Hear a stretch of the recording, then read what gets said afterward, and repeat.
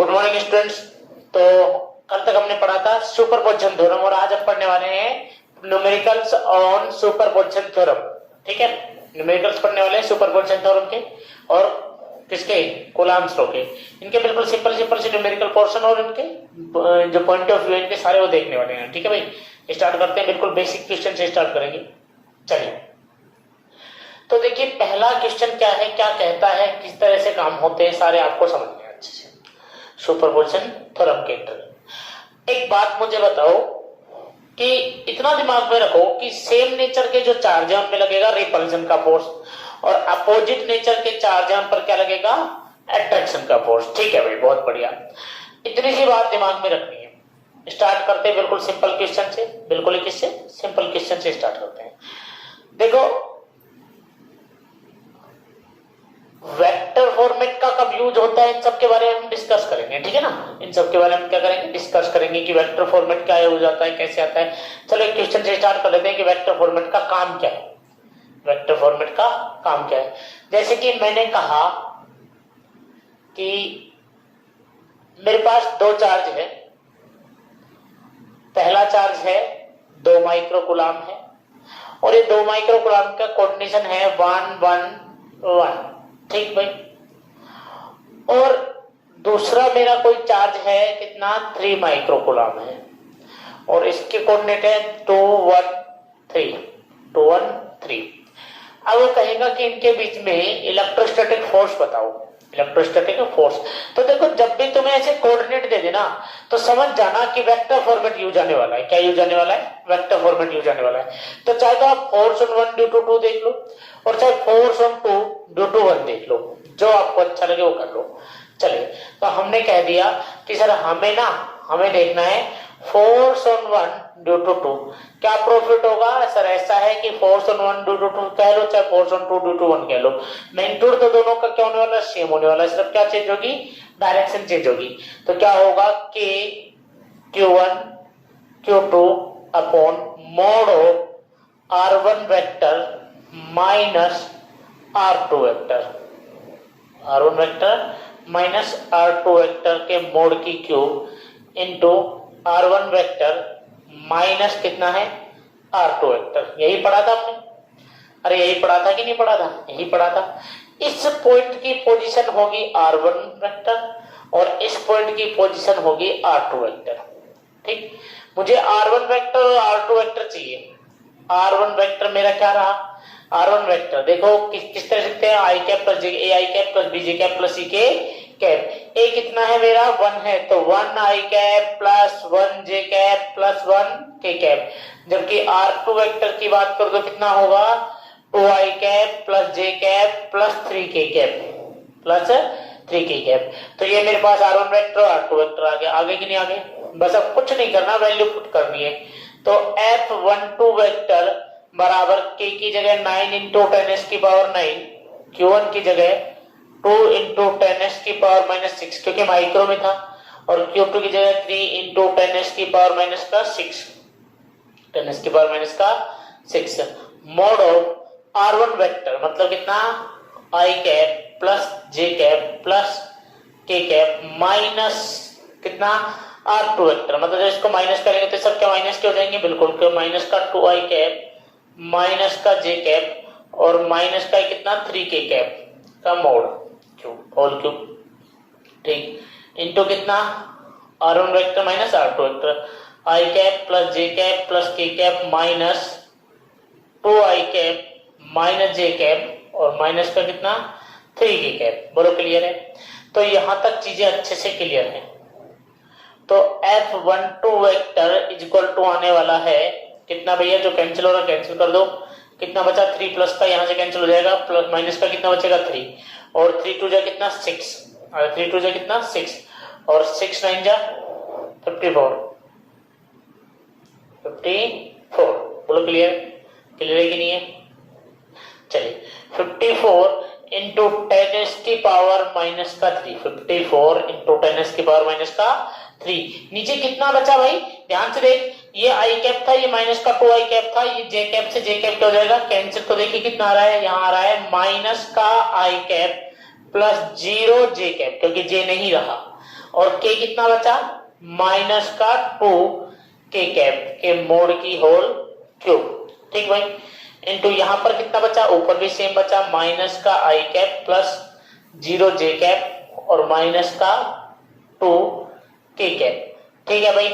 अब यहाँ पर इसका मोड निकालना है, क्या निकालना है, मोड। तो किसी भी वेक्टर का मोड कैसे निकालते हैं, याद है क्या, किसी भी वेक्टर का मोड निकाला जा सकता है root of a square plus b square plus c square करके। इसका मतलब F12 वेक्टर इक्वल टू कितना आने वाला है, 54 इंटू 10s की पावर माइनस का 3, नीचे कितना भैया, रूट ऑफ ए स्क्वायर मतलब 1 का स्क्वायर 1 प्लस 0 था तो 0 का कोई लेन देन नहीं, और 2 का स्क्वायर कितना 4, और इस पर पावर कितनी है 3, इस पर पावर कितनी है 3, और यहाँ पर कितना माइनस का आई कैप प्लस का सॉरी माइनस का आई कैप और माइनस का कितना 2k कैप, माइनस का कितना 2k कैप, 2 का स्क्वायर कितना भैया 4, 2 का स्क्वायर कितना 4 और 1 कितना हो जाएगा भैया 5 हो जाएगा, रूट 5, और रूट 5 की क्यूब क्या होगी भैया, रूट 5 की क्यूब हो जाएगी 5 रूट 5, अरे कितना 5 रूट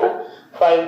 तो F12 वेक्टर इक्वल टू कितना आ रहा है 54 इंटू 10s की पावर माइनस 3 और कितना 5 रूट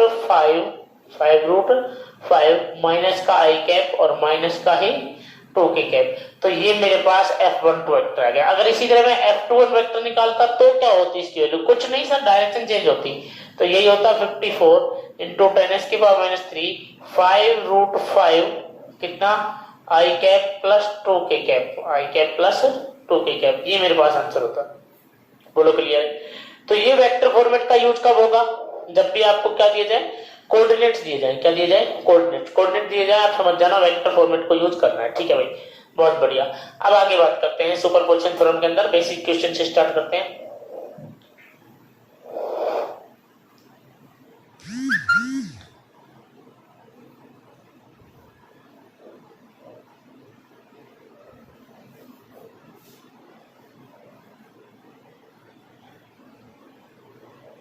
देखिए किस तरह के बेसिक क्वेश्चन है। मैंने कहा कि मान लो मेरे पास ये कोऑर्डिनेट प्लेन है और यहां पर सेंटर पे रखा है 1 कूलम चार्ज, कहां रखा है 1 कूलम, ये मेरी एक्स एक्सिस है, ठीक, और ये मेरी क्या है वाई एक्सिस। मैं आपको एक बात बता देता हूं भाई, फिजिक्स बहुत ज्यादा क्वेश्चन करने से नहीं आएगी, फिजिक्स आएगी कंसेप्ट से, किससे आएगी, कंसेप्ट से, ठीक है। तो थोड़ी रफ्तार रख रहा हूं, ध्यान से सुनो। तो मान लिया ये 1 कूलम चार्ज है, इस 1 कूलम चार्ज से 1 मीटर की डिस्टेंस पे, यहां से 1 मीटर की डिस्टेंस पे एक चार्ज रखा है 1 कूलम। अब इस 1 कूलम से भी 1 मीटर की डिस्टेंस पे यहां पर एक चार्ज रखा है 9 कूलम, कितना कूलम 9 कूलम। बोलो क्लियर है, अरे क्लियर है कि नहीं है, बल्कि मैं 8 कूलम, सॉरी कितना है 8 कूलम चार्ज है, बहुत अच्छा। फिर इसके बाद यहां से इस 8 कूलम से 1 मीटर की डिस्टेंस पे है 27 कूलम, कितना 27 कूलम, ठीक है। और उससे 1 मीटर की डिस्टेंस पे यहां पर क्या रखा है, यहां पर 1 मीटर की डिस्टेंस पे यहां पर रखा है 64 कूलम चार्ज 1 मीटर। ये डिस्टेंस कितनी 1 मीटर, फिर ये भी 1 मीटर, फिर ये भी 1 मीटर, फिर ये भी 1 मीटर, और ये प्रोसेस ऐसे आगे तक जा रहा है। और यहां पर रखा है 10, यहां पर रखा 1000 कूलम, कितना कूलम 1000 कूलम चार्ज, कितना 1000 कूलम चार्ज रखा हुआ है, बहुत बढ़िया भाई 1000 कूलम चार्ज रखा है। जबकि इस 1000 कूलम की यहां से यहां तक की जो डिस्टेंस है, यहां से यहां तक की जो डिस्टेंस है वो कितनी है, वो है 10 मीटर, कितनी है 10 मीटर डिस्टेंस है, ठीक है भाई, यहां तक कोई परेशानी। तो यहां से यहां तक की 10 मीटर डिस्टेंस है, तो इसको कैसे सोल्व करेंगे, बहुत सिंपल है, आराम से। मैंने क्या कहा दोबारा समझो कि भाई ये एक्स एक्सिस है और ये वाई एक्सिस है, और यहाँ पर सेंटर पे, ओरिजिन पे, मूल बिंदु पे कितना रखा है 1 कूलम चार्ज रखा है। फिर उससे 1 मीटर की दूरी पर क्या रखा है, फिर 1 कूलम, फिर 1 मीटर की दूरी पर कितना 8 कूलम, 8 कूलम, फिर उसके बाद फिर 1 मीटर की दूरी पर कितना 27 कूलम यानी 27 कूलम, फिर 1 मीटर की दूरी पर कितना 64 कूलम यानी कि 64 कूलम। इस तरह से 10 आगे जाके लास्ट तक जाके 10,000 कूलम चार्ज यानी कि 1000 कूलम चार्ज रखा है, और जो कि ओरिजिन से कितनी दूर है, 10 मीटर। तो क्वेश्चन है कि ये 1 कूलम्ब चार्ज जो है इस पर नेट फोर्स कितना होगा, इस पर नेट फोर्स, इस पर कुल बल कितना होगा, कुल बल कितना होगा, ये हमें निकालना है, ये हमें निकालना है। कैसे निकालें भाई कुल बल को, कुल फोर्स को, नेट फोर्स को कैसे निकालें, बहुत सिंपल है। पहले मुझे बताओ कि जितने भी चार्ज दिख रहे हैं इन सब का नेचर सेम है या अलग अलग है, ये सब समान प्रकृति के हैं कि विपरीत प्रकृति के हैं। आप कहोगे कि सर सारे मुझे पॉजिटिव दिख रहे हैं, कहीं भी नेगेटिव का साइन नहीं दिख रहा है, इसका मतलब सारे के सारे सेम नेचर के हैं, समान प्रकृति के हैं। बिल्कुल सही बात है। तो अगर ये सब समान प्रकृति के हैं तो सर ये सारे के सारे जो फोर्स लगा रहे होंगे वो सारा का सारा फोर्स एक ही डायरेक्शन में होगा, या तो ये रिपेल कर रहे हैं या अट्रैक्ट कर रहे हैं, लेकिन फोर्स की डायरेक्शन कैसी होगी, सेम होगी। बिल्कुल सही कह रहे हो, बिल्कुल सही कह रहे हो, बिल्कुल सही जा रहे हो, बिल्कुल। देखो एक बात बताओ, ये 1 कूलम्ब इस 1 कूलम्ब को रिपेल करेगा कि अट्रैक्ट करेगा, आकर्षित करेगा कि प्रतिकर्षित करेगा, बोलो आप बताओ। आप कहोगे सर ये समान प्रकृति के हैं, समान प्रकृति में प्रतिकर्षण होता है, दुश्मनी होती है, तो सर ये फोर्स इधर लगेगा, ये रिपेल्शन होगा, ये फोर्स इधर लगेगा। 8 कूलम्ब इसको अट्रैक्ट करेगा कि रिपेल करेगा, ये 8 कूलम्ब इस 1 कूलम्ब को। आप कहोगे सर ये भी सेम नेचर का, ये भी रिपेल करेगा, बिल्कुल सही बात है। 27 कूलम्ब सर ये भी रिपेल करेगा, 64 ये भी करेगा, और आगे भी इसी तरह से होते चार्ज और लास्ट तक 1000 तक जाते, 1000 तक जाते, तो वो सब भी क्या करते, रिपेल, सेम डायरेक्शन में है कि नहीं है। और कल ही मैंने पढ़ाया था कि अगर फोर्स इस तरह से सेम डायरेक्शन में हो, अगर दोनों फोर्स सेम डायरेक्शन में हो तो आप डायरेक्ट जोड़ दो, डायरेक्ट ऐड कर दो, कोई दिक्कत वाली बात नहीं है। तो ये सेम डायरेक्शन में है, सेम समान दिशा में, इसलिए क्या कर दो, डायरेक्ट इनको जोड़ दो। तो जोड़ दे डायरेक्ट, बहुत बढ़िया।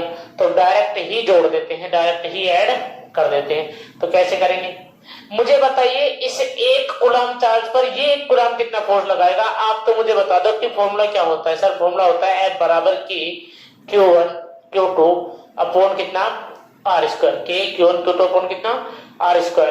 तो पहले वाले में बात करता हूं, ध्यान से सुनिए। मान लो कितने चार्ज है, 10 चार्ज है, तो 10 ही फोर्स लगेंगे। तो अब देखते चलिए, मैं कह रहा हूं F नेट बराबर, सबसे पहले इसने इस पर कितना फोर्स लगाया, के Q1 कितना है मेरा 1, Q2 भी मेरा कितना है 1, के Q1 Q2 1 1 है कि नहीं है, अपॉन डिस्टेंस कितनी R स्क्वायर, R भी कितनी है 1 मीटर ही है, तो 1 का स्क्वायर प्लस। अब आ जाते हैं इस 8 और इस 1 के बीच में, ठीक है। अब इसको हटाए, इसका कोई काम नहीं, इसने फोर्स लगा लिया। अब कौन बचा, 8 कूलम्ब। तो 1 और 1 कितने हो गए, 2 मीटर तो डिस्टेंस हो गई, फोर्स कितना हो गया, के Q1 कितना है 1, Q2 कितना है 8 है, डिस्टेंस कितनी होगी 1 और 1 2, तो 2 का स्क्वायर, 2 का स्क्वायर। अब 8 ने भी फोर्स लगा दिया, अब इसका भी कोई लेना देना नहीं। अब फोर्स कौन लगाएगा, 27 लगाएगा। तो के Q1 कितना है, किस पर फोर्स देख रहे हैं, 1 कूलम्ब पर, तो 1, और कौन लगा रहा है 27, यानी कि Q2 कौन है 27 है, 27 है, डिस्टेंस कितनी होगी 1 मीटर 2 मीटर और 3 मीटर, तो 3 का स्क्वायर। इसी तरह से आगे बात करें तो आगे क्या आएगा बोलो, कितना है, के कौन लगा, किस पर लग रहा है 1 कूलम्ब पर, 27 का भी कोई काम नहीं, कौन लगा रहा है भैया 64, नीचे डिस्टेंस कितनी होगी 4 मीटर। इसी तरह से आगे भी आएगा 5 6 7, आगे के लिए भी आएगा कि नहीं आएगा। और लास्ट में जाकर के देखें तो कितना है भैया, ये 1000 कूलम्ब जो है 1000 है, ये जो फोर्स लगा रहा होगा कितना लगा रहा होगा, के किस पर लगा रहा है 1 पर, कौन लगा रहा है 1000 यानी कि 1000, डिस्टेंस कितनी है यहां से यहां तक की 10 मीटर, तो 10 का स्क्वायर, 10 का स्क्वायर। चलिए सोल्व करते हैं। तो यहां से कितना आएगा, देखो भाई ये तो 1 ही है, तो यहां से तो के ही आने वाला है। यहां पर कितना है 8 के, 8 गुणा के कितना हो जाएगा 8 के, 2 का स्क्वायर कितना 4, प्लस यहाँ पर कितना 27 के, और 3 का स्क्वायर कितना 9, उसके बाद ये कितना 64 के, और नीचे 4 का स्क्वायर कितना 16, और कितना 16। इसी तरह से आगे यहाँ पर देखिए कितना आएगा, इस तरह से आगे जाके देखिए तो ये हो जाएगा 1000 के यानी कि 1000 के, और नीचे 10 का स्क्वायर कितना 100, 10 का स्क्वायर कितना 100, 100 काट दो जो कट रहा है, 4 से कटा कितनी बार 2 बार, 9 3 27 यानी 9 3 27, 16 चौका 64 यानी, और 100 10 जा 1000। तो कितना आ रहा है, इसका मतलब ये आ रहा है कि k प्लस यहाँ पर कितना 2k प्लस यहाँ पर कितना 3k प्लस कितना 4k। इसी तरह से आगे क्या आता 5k, फिर क्या आता 6k, फिर क्या आता 7k, फिर क्या आता 8k, फिर क्या आता 9k और लास्ट में क्या आया है 10k। बोलो आ रहा है कि नहीं आ रहा है। क्या कॉमन आ जाएगा k, तो कितना आएगा 1 plus 2 plus 3 plus 4 plus 5 plus 6 plus 7 plus 8 plus 9 plus 10। बोलो आ रहा है कि नहीं आ रहा है। अब भैया इन सब का सम कितना होगा, 1 से 10 तक के नंबर का कितना होता है 55 होता है। कितना होता है 55 होता है। तो कितना आया भैया, ये आंसर आया 55 के। जो मेरे पास एफ नेट फोर्स आया वो कितना आया 55 के। फॉर्मूला कैसे जोड़ने का 1 से 10 तक मैं आपको बताता हूं, n माइनस 1 अपॉन 2, अरे n plus 1, n into n plus 1 by कितना 2।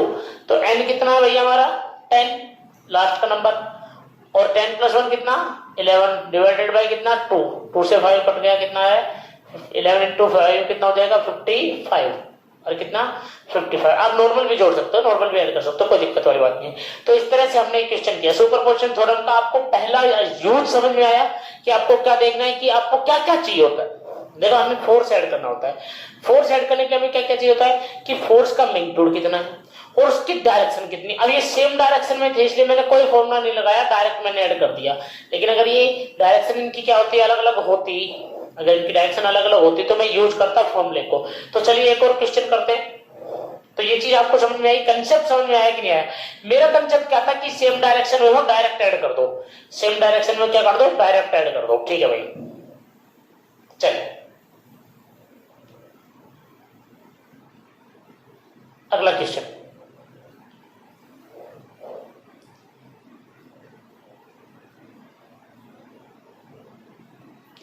अगर समान दिशा में तो क्या कर दो डायरेक्ट जोड़ दो, अरे डायरेक्ट जोड़ दो। चलिए नेक्स्ट क्वेश्चन की बात करते हैं, बहुत ही सिंपल क्वेश्चन से स्टार्ट करेंगे।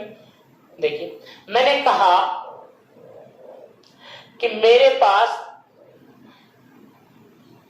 एक इक्विलैटरल ट्राइंगल है, एक समबाहु त्रिभुज है। इक्विलैटरल ट्राइंगल है, समबाहु त्रिभुज है। ठीक है, ज्योमेट्री के सवाल करेंगे, ज्योमेट्री न्यूमेरिकल करेंगे, तब कम से कम 2 दिन तक हमारे यही न्यूमेरिकल चलेंगे आराम से, एक आज एक कल के लेक्चर में। तो ये हमारा क्या है समबाहु त्रिभुज है जिसकी भुजा, जिसकी साइड, जितनी भी साइड है बोथ साइड्स आर ए, जिसकी सभी भुजाएं कितनी है ए, और इसके कॉर्नर पर, इसके किनारों पर क्यू आवेश रखा है, क्यू चार्ज रखा है। तो क्वेश्चन है कि आप इस वाले चार्ज पर नेट फोर्स बताओ। क्या बताओ नेट फोर्स, परिणामी बल बताओ। बहुत सिंपल, परिणामी बल बताना है। कैसे बताएं सब बताएंगे, कोशिश करते हैं आराम से, देखिए कैसे करेंगे। बहुत सिंपल है चीजें आराम से। भाई अगर ये इक्विलैटरल ट्राइंगल है यानी कि समबाहु त्रिभुज है तो जितने भी एंगल होंगे क्या वो 60 डिग्री होंगे। बिल्कुल सही बात है, इसमें कोई कष्ट वाली बात नहीं। सारे एंगल कितने होंगे 60 डिग्री होंगे, 60 डिग्री होंगे। तो मुझे बताओ कि ये क्यू इस क्यू को आकर्षित कर रहा होगा या प्रतिकर्षित, ये क्यू इस क्यू को रिपेल कर रहा होगा या अट्रैक्ट कर रहा होगा। आप ही बता दो, अरे बता दो भाई, अट्रैक्ट कर रहा है कि रिपेल कर रहा है। आप कहोगे कि सर ये तो रिपेल कर रहा है, प्रतिकर्षित कर रहा है। क्यों कर रहा है, क्योंकि दोनों का नेचर कैसा है सेम है, दोनों की प्रकृति कैसी है सेम है। क्योंकि ये भी प्लस का है और ये भी प्लस का। सर माइनस कहीं नहीं दिख रहा, इसका मतलब सब किसके हैं प्लस के हैं। इसका मतलब सर ये ऐसा है कि ये इसको इधर रिपेल करेगा। बोलो करेगा नहीं करेगा। ये F1 फोर्स आएगा कि नहीं आएगा, मुझे बता दो। F1 फोर्स आएगा कि नहीं आएगा, कितना होगा ये F1 फोर्स मुझे बताओ। क्या होता है कि Q1 Q2, Q1 कौन है ये रहा Q1, Q2 कौन है ये रहा। तो Q1 इंटू Q2 यानी कि Q इंटू Q, क्या Q का स्क्वायर हो जाएगा। बिल्कुल सही बात है। अपॉन कितना R, R क्या होती थी डिस्टेंस, दोनों के बीच की दूरी होती थी, दोनों के बीच की दूरी, दोनों के बीच की डिस्टेंस कितनी है a, तो k स्क्वायर अपॉन कितना a स्क्वायर। बोलो बात समझ में आई कि नहीं आई। उसके बाद इस वाले Q की बात करें, भाई 3 ही तो चार्ज थे, एक पर तो फोर्स देखना ही तो बाकी के बच्चे तो फोर्स लगाएंगे। भाई इसने लगा लिया फोर्स, इधर आप इसकी बात करते हैं। क्या ये वाला चार्ज इस चार्ज के जैसा ये सेम नेचर का है, बिल्कुल है। तो अट्रैक्ट करेगा कि रिपेल करेगा? आप कहोगे सर रिपेल करेगा। तो किस तरफ फोर्स लगाएगा, इधर लगाएगा कि इधर लगाएगा? आप ही बताओ भाई। रिपेल करेगा सर, तो इस वाले चार्ज पर बाहर की ओर फोर्स, हमेशा बाहर, हमेशा बाहर। माइनस का होता तो हमेशा अंदर और बाहर, प्लस का है तो हमेशा बाहर। ठीक है सर, समान प्रकृति के इसलिए बाहर होगा। ठीक है भाई, तो फोर्स किधर लगेगा? दोनों आवेशों को मिलाने वाली रेखा के अभिदिश लगता है, लाइन जॉइनिंग पे लगता है, तो लाइन जॉइनिंग पे लगता है तो फोर्स इधर लगेगा। कितना? F2 force. कितना होगा? सेम होगा, क्योंकि चार्ज सेम है के और डिस्टेंस भी सेम है। के क्यू स्क्वायर अपॉन कितना? ए स्क्वायर। अगर ये 60 है तो ये एंगल भी कितना होने वाला है? 60 होने वाला है। बड़ा क्लियर है। क्यू पर जितने भी फोर्स, क्यू पर कितने फोर्स लगते थे? इस क्यू पर 2 फोर्स लगे थे, ये लगा रहा था, एक ये लगा रहा था। दोनों फोर्स आ गए भाई। अरे दोनों फोर्स आ गए कि नहीं आ गए? अब जब दोनों फोर्स आ गए तो इजीली सोल्व कर लेंगे, क्योंकि मैंने आपको सिखाया था कि एफ नेट कैसे निकालते हैं। मैंने कहा था कि भाई एफ नेट निकालने का तरीका, अगर 2 फोर्स लग रहे हो और एंगल थीटा हो तो फॉर्मूला होता है F1 square plus F2 square plus 2F1 F2 और कोस थीटा। लेकिन यहां अगर मैं बात करूं कि F1 और F2 दोनों बराबर है, दोनों बराबर है, इसलिए मैंने F ही कह देता हूं, ताकि मेरे लिए थोड़ा इजी हो जाएगा क्वेश्चन सोल्व करना। F1 F2 के बाद में वैल्यू रखने के बजाय, क्योंकि मेरा F1 और F2 दोनों क्या है? सेम है, इसलिए मैंने F मान लिया।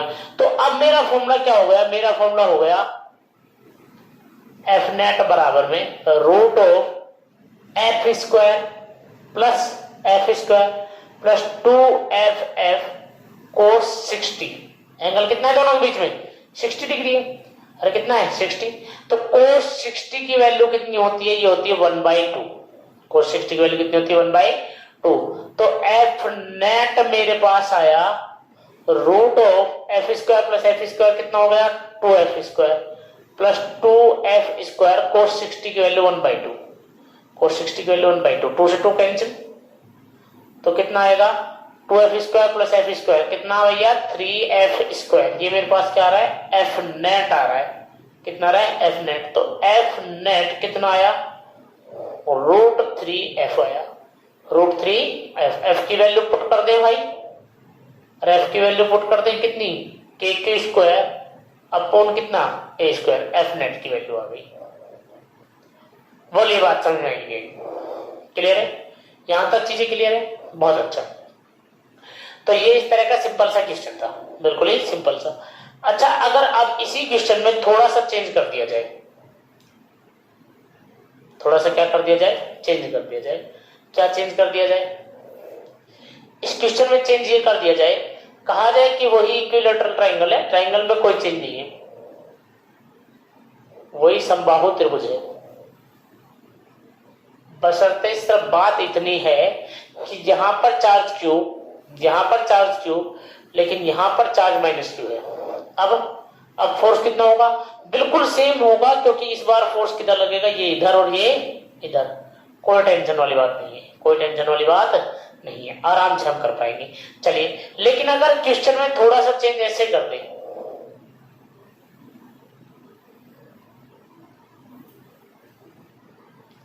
थोड़ा सा चेंज ऐसे कर दे, आपसे कह दे कि भाई ये वाला चार्ज प्लस का क्यों, ये माइनस का क्यों और ये भी माइनस का क्यों। अब आपसे कह दे, अब आपसे कह दे कि भाई फोर्स कैलकुलेट करो। अब क्या कैलकुलेट करो? फोर्स कैलकुलेट करो। तो कैसे करोगे? बहुत सिंपल चीज है, आराम से करना है। पहले मुझे इसमें और इसमें फोर्स की डायरेक्शन बताइए, यानी कि ये वाला पॉइंट और ये वाला पॉइंट एक दूसरे को रिपेल करेंगे, अट्रैक्ट करेंगे। आप कहोगे सर रिपेल करेंगे, बिल्कुल, क्योंकि समान प्रकृति के हैं, प्रतिकर्षित करेंगे। तो ये फोर्स आएगा इधर, कितना आएगा? F1। ये ए डिस्टेंस, ये भी ए डिस्टेंस, ये भी ए डिस्टेंस। F1 कितना हो जाएगा? KQ स्क्वायर अपॉन ए स्क्वायर। माइनस का साइन नहीं लेते, क्योंकि हमने क्या कहा था, हमें सिर्फ मैग्नीट्यूड यानी कि परिमाण लेना होता है। और ये वाला Q प्लस माइनस Q से क्या होगा? अट्रैक्ट होगा, आकर्षित होगा कि नहीं होगा? अब आकर्षित होगा तो फोर्स कैसा होगा? अंदर की ओर होगा। अरे रिपल्सन होता है तो दोनों चार्ज से बाहर जाएगा, अट्रैक्शन होता है दोनों चार्ज के बीच में आएगा, अंदर आएगा। तो फोर्स किधर लगेगा? इधर लगेगा। लगेगा कि नहीं लगेगा? बिल्कुल सही बात है। ये कितना होगा? F2। और ये भी KQ स्क्वायर अपॉन ए स्क्वायर होगा, क्योंकि मैग्नीट्यूड तो सेम है, सिर्फ नेचर ही तो अलग है भाई। दोनों चार्ज की वैल्यू कितनी है? के क्यू क्यू तो है, फॉर्मूला क्या होता है F बराबर के Q1 Q2 अपॉन कितना R स्क्वायर। अरे Q1 भी मेरा Q है और Q2 भी मेरा कितना है Q ही है और R भी मेरी कितनी है A है। तो हर बार फोर्स तो K Q square upon A square ही रहने वाला है, लेकिन क्या बदल जाने वाली इस बार, डायरेक्शन बदल जाने वाली है, बस इतना सा। अब एंगल बताओ, ये एंगल 60 था, मुझे कौन सा एंगल चाहिए, ये वाला चाहिए? नहीं, मुझे ये वाला चाहिए। क्यों चाहिए? मैंने एंगल लेना आपको बता रखा है कि भाई एंगल के लिए दोनों फोर्स लाइन जिस पॉइंट पे आप एंगल देख रहे हो उससे बाहर जाने चाहिए। देखो दोनों बाहर जा रहे नहीं जा रहे, ये वाला भी इधर जा रहा है, ये वाला भी इधर। इधर लेते तो नहीं, क्योंकि ये फोर्स तब आ रहा होता ऐसे ऊपर से नीचे आ रहा होता, लेकिन यहाँ जा रहा है, पॉइंट से बाहर जाने चाहिए। ठीक है, तो ये एंगल कितना हो गया मुझे बता दीजिए, फटाफट मुझे बता दीजिए ये एंगल कितना हो गया। भाई आप कहोगे कि सर ये एंगल हो गया हमारा, अगर ये पूरी लाइन का 180 हुआ करता था, ये 60 रह गया, तो ये कितना हो गया 120 हो गया। बस इतना सा ही तो फर्क है, F1 बराबर F2 बराबर F ही तो है, और क्या लिखा जाएगा के क्यू स्क्वायर अपॉन ए स्क्वायर तो लिखा जाएगा। सिर्फ क्या चेंज आ रहा है, एंगल में चेंज आ रहा है। जहां cos 60 हुआ करता था वहां क्या आ जाएगा cos 120 आ जाएगा। कितना आ जाएगा cos 120, और cos 120 की वैल्यू होती है -1/2। कितनी होती है -1/2। तो यहाँ पर अगर -1/2 की वैल्यू पुट करेंगे तो 2 से 2 कैंसिल हो जाएगा, और यहाँ पर कितना आएगा 2f square minus f square, 2f square minus f square. तो भाई 2f स्क्वायर में से f स्क्वायर चला जाएगा तो ओनली रूट में f स्क्वायर बचेगा कि नहीं बचेगा, और f स्क्वायर का जब रूट सोल्व करेंगे तो कितना आएगा f आएगा कि नहीं आएगा। मतलब f नेट कितना आने वाला है, f नेट आने वाला है के क्यू स्क्वायर अपॉन ए स्क्वायर। तो ये हमारा आंसर है। बोलो आपको बात समझ में आएगी नहीं आई? सिर्फ डायरेक्शंस को देखना और कोई टेंशन वाली बात नहीं है, आराम से आप कर पाएंगे। चलिए, तो ये सिंपल सिंपल चीजें थी, मैंने आपको बिल्कुल सिंपल सिंपल से न्यूमेरिकल्स पढ़ाए हैं। ठीक है, मिलते हैं कल की नेक्स्ट वीडियो में। नेक्स्ट वीडियो में हम इससे भी अच्छे न्यूमेरिकल करने वाले हैं और बढ़िया तरीके से आगे पढ़ने वाले हैं। ठीक है भाई, सुपरपोजिशन थ्योरम के हमने अभी आज बेसिक क्वेश्चन किए, मतलब इससे अच्छे क्वेश्चन अच्छे मेथड से करेंगे। ठीक है भाई, चलिए अब क्या कीजिए, चैनल को आप सब्सक्राइब कीजिए, वीडियो को क्या कीजिए लाइक कीजिए और साथ में शेयर कीजिए, ज्यादा से ज्यादा अपने जो फ्रेंड्स हैं उनको वीडियो को शेयर करने के लिए। चलिए ठीक है भाई।